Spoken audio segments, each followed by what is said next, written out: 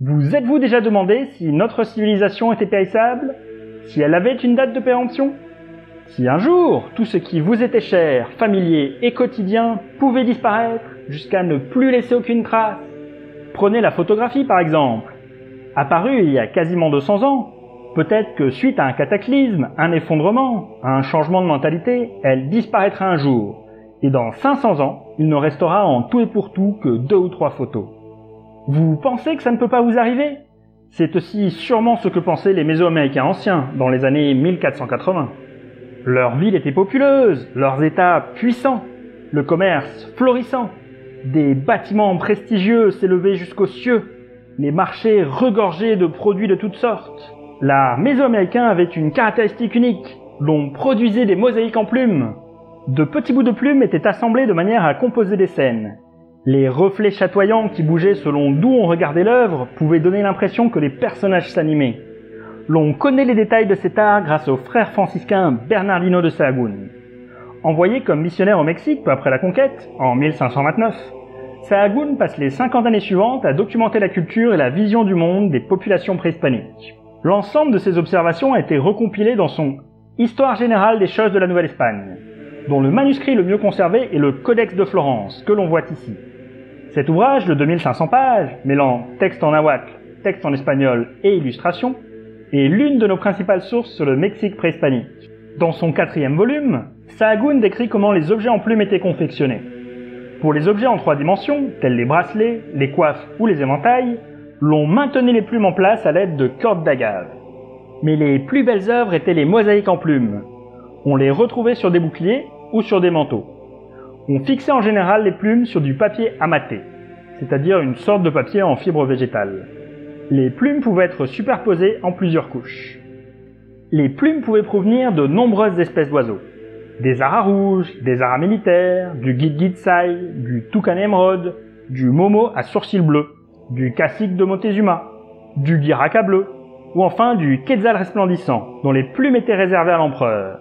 Certaines de ces espèces vivaient dans des zones très éloignées, comme les forêts tropicales du Golfe ou du Yucatan.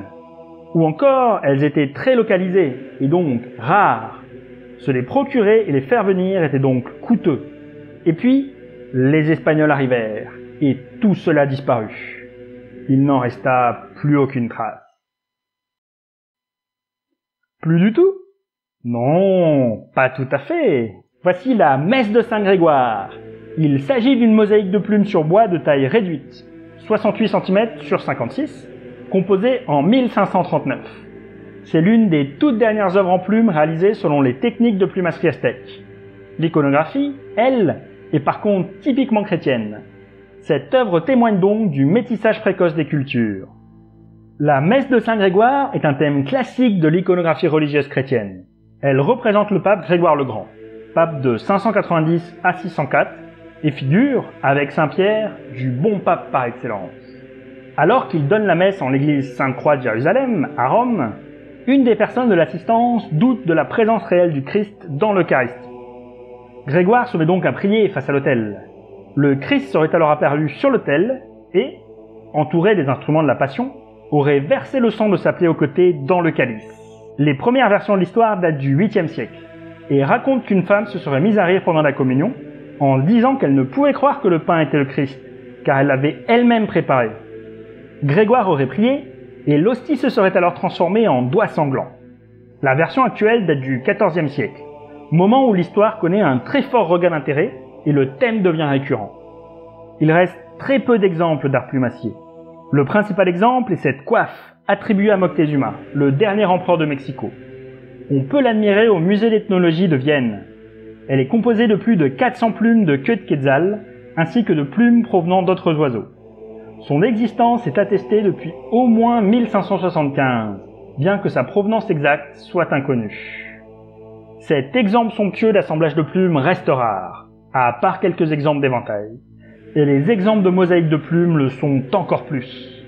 La messe de Saint-Grégoire est donc une pièce tout bonnement exceptionnellissime, à la fois le plus vieil exemple d'art chrétien en Amérique, mais aussi l'un des derniers exemples de l'art plumassier des anciens Mésoaméricains.